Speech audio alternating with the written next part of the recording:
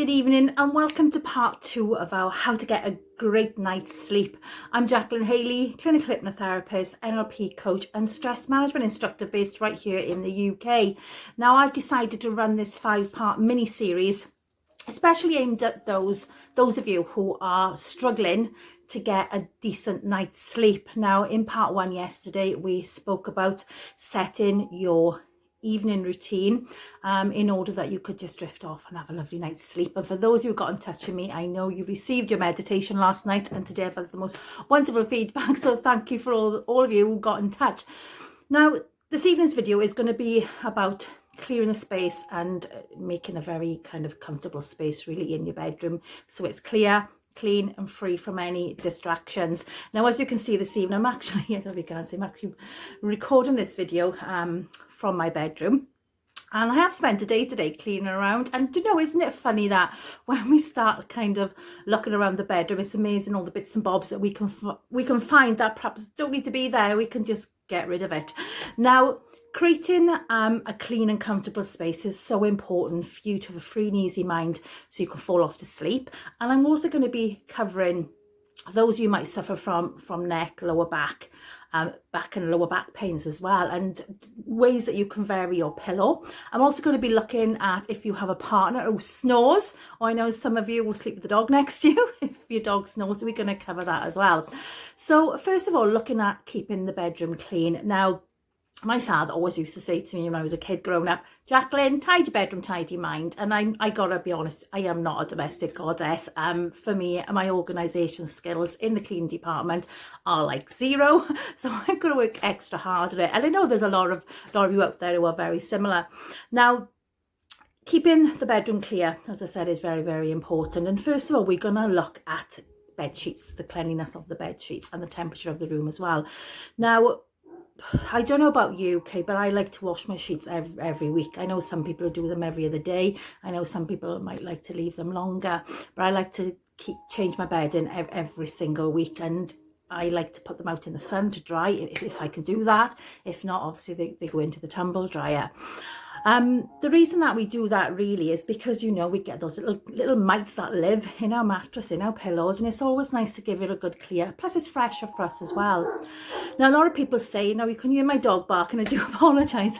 Now some people say that, you know, get up in the morning and make your bed. It's a great way to start the day. Now I lived abroad for several years, and I always turn my bed sheets down and let the bed have some fresh air during the day. So something I would strongly recommend. And if you have got some windows of ventilation in the bedroom, just leave them open a little bit so you can get some fresh air to circulate all that lovely air through the bedroom during the day. Now when it comes to the temperature of the room, experts say that we should be keeping the temperature of our room between 19 and 22 degrees. And if you can go somewhere in the middle, you know.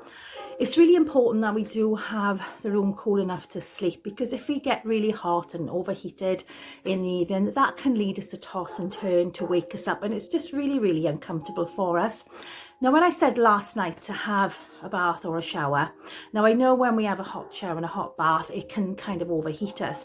But whilst we dry in and we're changing into our pajamas, our nightwear, our body gets to cool down, and it's really, really good for us. Now, once we have got a lovely temperature in the room, okay, it's always important to make sure that you have no electromagnetism around yourself, okay. It's always better for you if you can have no leads around your bed at all, especially running behind the bed, and your mobile phones as well, your gadgets and your devices. Now let's look at it this way. When you're in the bedroom, you do two things in the bedroom. You sleep, the two S's, you sleep and you go to have sex in your bedroom, unless you're adventurous and you do it around the rest of the house. But we keep the bedroom for sleep only. Think of the gymnasium. When you go to the gym, what do we do at the gym? We go to work out. What do you go to the library for? We go to study and be quiet. And what do you come into your bedroom for? So keep it for sleep, and the other one only, okay? So what we do in there is forming a strong association with what the bedroom is actually for, okay? So only come to sleep. If you find in the middle of the night that you are waking up, now I don't know whether I agree with this or not, but a lot of experts will say, don't lay there tossing and turning, get up, go downstairs, take yourself away from the bedroom so you're not laying there overanalyzing and overthinking about things. Now, personally, this is something that I wouldn't do, but I leave that with you, okay? Because when we wake up in the middle of the night, especially about 3 or 4 o'clock in the morning, when our melatonin levels are starting to kind of drop again, and our body is preparing to wake up, it's a time when we can start to wake up naturally anyway. Now, one thing I would not advise at this point is to pick up your telephone and start glaring at the screen, okay, and start looking and getting your mind all active again. Leave your devices alone. You can try that and see if it works. If it doesn't work for you, if it's not appropriate for you to get up in the middle of the night through restrictions, or whether you don't want to wake up the rest of the family, I completely understand that, and play that by ear. See how you feel with that one. When we talked about gadgets earlier and say not to have your gadgets in the room with you, I know from experience, I have had a father before he passed away, was very, very ill, and he would like to ring us in the middle of the night. So my phone was always on. It's always there for emergencies. But in reality, we should be cutting that electromagnetic things out of the bedroom altogether. If you can't do that for whatever reason, try and put your phone the other side of the room so it's completely away from you. Or if you don't need your phone on, turn it off or put it on airplane mode, because even if you've got an alarm set on your phone, phones today are programmed to go off regardless whether they're turned on or off. That is what the majority of the phones I know will do for us. So just ensuring we've got like a lovely, clear, airy space. You're sleeping in nice, loose clothing that you're not going to overheat in, and all your gadgets are pushed away from you, okay? Now, I mentioned we were going to be talking about having a comfortable night's sleep where we're not waking up with pain and we're not tossing and turning. Now, before I focus purely on meditation, hypnotherapy, stress management, I used to be a sports massage therapist. I'm also a trained fitness instructor as well. So dealing with people's aches, pains and strains was something that I used to do every single day. Now, when we look at getting a really comfortable night's sleep so we wake up refreshed in the morning, it's always important that we've been hydrated during the day. So throughout the night, we're not going to get cramps in our muscles and we're not going to wake up all stiff the next day. I find that if people lay in one position only and they don't move throughout the night, and this can be for any reason, but mainly because we're sleeping too deeply and we're not moving throughout the night, then we can actually wake up and feel our muscles are very, very stiff and we just can't move. Now, if you suffer from neck pain, the best thing I can advise you is to get yourself a really good orthopedic pillow. And you might want to think about changing your pillow every couple of months as well, if it's possible to do that. Best positions to sleep really for your neck pain, I would say, would be on the side, okay? The worst position you can sleep in for back and neck pain is on your stomach. Because if you're sleeping on your stomach, it causes your neck to be pushed up, your lower back starts to dip, and we have no proper alignment for the spine. This is when people tend to wake up in pain as well if they've been sleeping on their stomach, although I know it's a preferable way for many of you to sleep. But getting back to the neck, okay? If you lay on your side, okay, particularly if you suffer from reflux, sleeping on the left side is far more beneficial for you. Just imagine that when you're standing, okay, if you're in that position when you're laying, you position the pillow under your neck so it is completely supported for you, so your body is in alignment. And if you do feel that you've got a little bit of pain in your lower back, then just gently draw your knees up. Now, one thing I used to suffer from chronic back pain before I got rid of it a few years ago, and I've got one of these V pillows. You can see this, hang on, I'll open it up for you. Yeah, V pillows. I think I had this when I was pregnant, and I used to put one through my legs and one under my neck. They are so supportive, and I think I got this in Dunelm.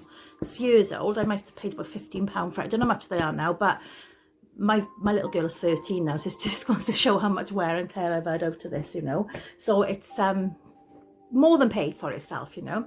So just like I said, between the legs and under the neck, so you are kind of, your spine is in that nice curvature shape there. And when you wake up in the morning, then you should be getting up and feeling no aches and pains whatsoever. But remember, I said on the first video that if you do manage to get a bath the night before, then If you are prone to aches and pains in your muscles, then I can highly recommend those magnesium salt baths. Are absolutely fantastic for muscle pain. But I will say to you, if it is a continuous problem for you, you've been to the doctor and it's just something that you have to put up with, I would highly recommend reaching out to a sports massage therapist, an osteopath, a chiropractor, a physiotherapist, and actually get that pain looked at and sorted. I am actually an old pain to go practitioner and a drain the pain practitioner within the side of my hypnotherapy business, and that's what I used to get rid of my back pain, and it was absolutely fantastic. I also used to do some yoga as well, and if you can get some stretching in before you go to bed, some yoga exercises, then that's be brilliant for you as well. So that's really about part 2 this evening, is getting yourself a good night's sleep with ensuring, after you've done that wonderful bedtime routine, that your bedroom space is clear, it's clean, it's free from electromagnetics, it's free from any gadgets, so that you're not switching your gadgets on. You're using your bedroom only for the 2 S's, for the sleep and the sex, so it's just associated with bedroom activities. And also that you are sleeping in a comfortable position.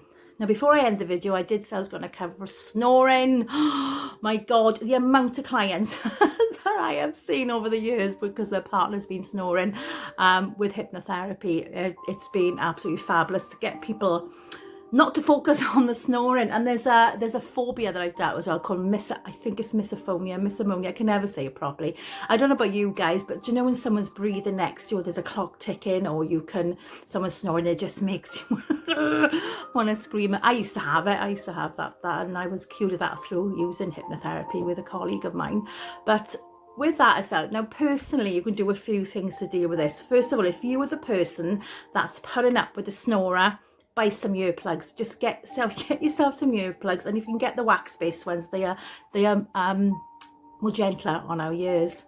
But if you're the snorer yourself and you're the one that keeps the household up, then definitely look at the position that you're laying in.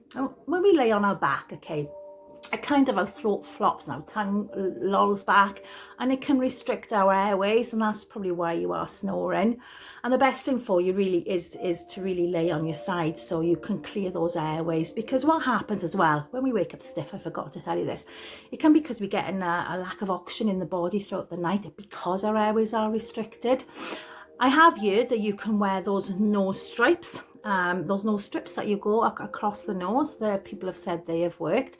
And I have heard of something called lip trainers. Now, personally, I don't know whether anyone who's used these, but they're called lip trainers, and apparently they strengthen the muscles in your mouth and your throat and all around your neck as well. So those are looser when you're sleeping at night, so it stops the tongue going back, and you're kind of more in control even when you are sleeping. So that's the tips for you this evening. I hope you've enjoyed it, and don't forget that total body relaxation meditation I sent you last night. That is perfect to do before your bedtime, and if you can slot that into your routine, that will really, really help you to switch off and have a wonderful night's sleep. Anyway, thanks so much for watching. Share away to your friends and family if you think this is going to help them. And tomorrow I'll be back, and I'm looking at tomorrow is our hormonal, our endocrine system, and how that can disrupt our sleeping as well. Okay, so thanks for watching. Thank you so much. Jacquelyn Haley here, clinical hypnotherapist, NLP coach, stress management instructor, and you've been listening to part 2 of how to get a great night's sleep and keeping your bedroom clean and clear. Thanks for watching. See you all tomorrow. Sweet dreams all.